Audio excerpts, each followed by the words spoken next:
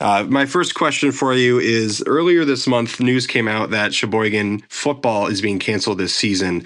And can you kind of give us a walkthrough of what events led up to that decision being made?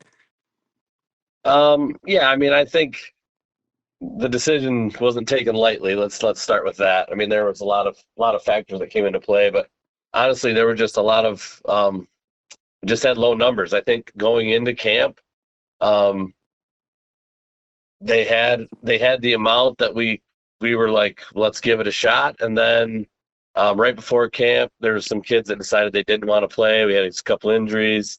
Um, you know, as happens. They went to camp after it was being discussed with the players that they went to camp, um, stuck it out, and by Wednesday there were I think 13 kids left, and it was just honestly, as you know, with 13 kids and a full 9 game schedule, I just don't think it was feasible. So. And of course, with those events leading up, and it was so close to the season, you really had no choice but to cancel it. Was moving to 8-team football potentially an option for you, or was it just too close to the regular season to call that decision?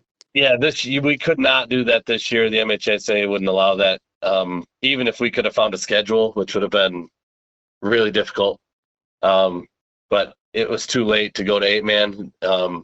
If that's something in the future we have to look at, then I guess we will. But right now we're trying to be, we're going to go positively, and we're going to make some moves to keep this thing going as 11 man. So. And was potentially flag football ever considered just to have the players just kind of be active during the season, or is that Well, just off the table? that was offered by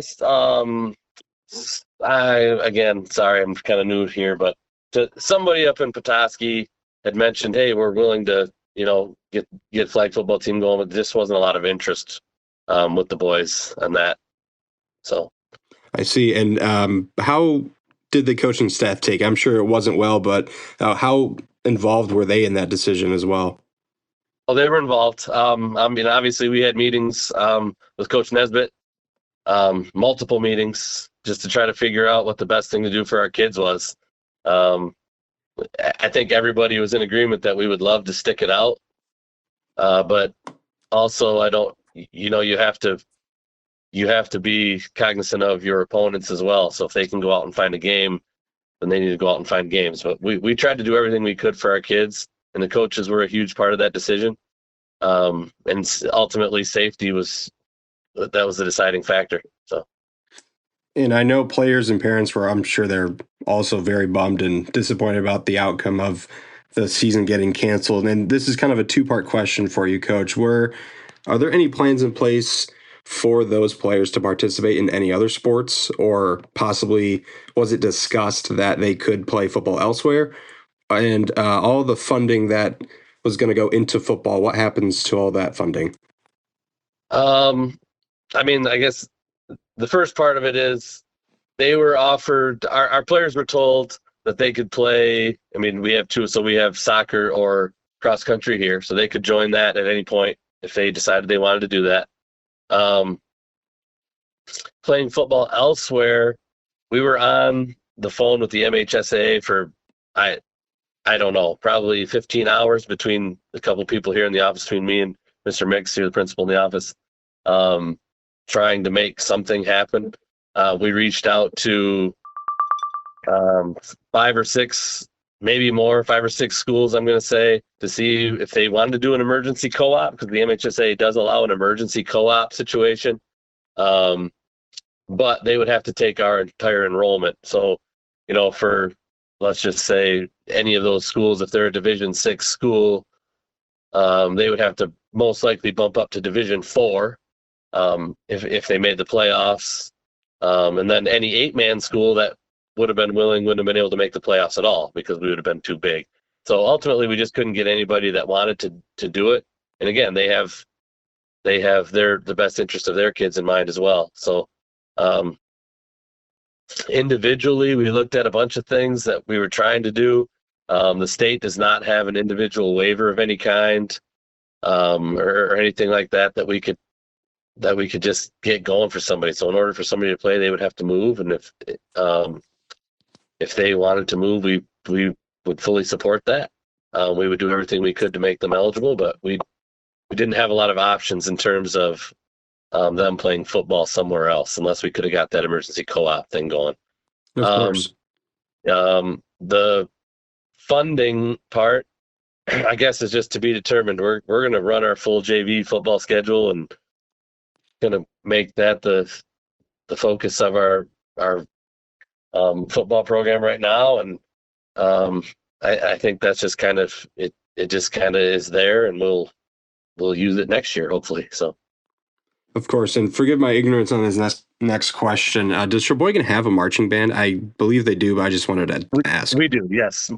We have a marching band. They're going to play at least at a couple of JV football games this fall, and then we're trying to work some other things out as well. Maybe a soccer game, maybe some other things, but we're going to maybe just get, I don't know, it won't be a marching, but we'll do pep band at a couple volleyball games, hopefully. We're kind of still in discussion with all those. There's a lot of moving pieces and parts, and it's all sort of coming together, I guess. But of course, yeah, I'm sure being a first-year athletic director in Northern Michigan town is definitely not easy, as you had just mentioned. And my next question for you is, do you have any insight on next season, or is your primary focus right now just making sure all the pieces fall into place for the fall? Right now, our focus is being positive with all these kids and all the kids that are still playing, and making it an enjoyable season for them. I mean, I think in the back of everybody's head, there's always you're always looking to the future. Anybody that's ever coached or been around athletics, you're always looking towards the next season, no matter what, which is just kind of the nature of the beast. And I think, the numbers are a little bit low, but I think we're going to have, as of right now, we're planning on having it. So, we're not going to make that call. We're hoping to recruit a few kids. We've got like 18 or 19 freshmen, I think. So if we can get a handful of those kids ready for the varsity season next year at sophomores, then right now we're moving positively in the right direction. So. Well, we'll be watching closely, and we'll hopefully support you as much as we can. And my last question for you, Coach, I'm sorry, for Steve. That's okay. That's a tendency I have as I do Petoskey Northland football. I get it. I was a coach, so it's all good. Yeah. Last question for you, Steve. Is there anything else that listeners need to know about how you're handling this situation and how things are going to move forward? I just think, we kind of talked about it earlier, but I think people just need to know that we really did. We put a ton of time in with the MHSAA, with some individual families, and we worked hard to try to get this thing to go, whether it was here or whether it was somewhere else. But again, we just couldn't find a team that wanted to co-op, and we couldn't, and rightfully so. They have to look out for their kids as well. But moving to the future, I think we just need to stay positive. Everybody needs to, again, stay positive, look to the future. This kind of is what it is. It's unfortunate. Nobody wanted it. It's not like anybody came in thinking, well, we're going to have to cancel this thing, before we even started. But we gave it the best shot we could, and player safety is always going to be our number one factor. We're not going to put kids out there that are going to get hurt. If you got 13 kids, they're all playing both ways and special teams and everything else. It's just that's a tough situation to be in. So we're going to focus on the future. We're going to get kids in the weight room this off season. We're going to make them bigger, faster, stronger, and we're going to go for it next year. Well, Steve Klinge, Athletic Director for Cheboygan High School, thank you so much for your time, and it was a pleasure speaking with you. Best of luck this upcoming season.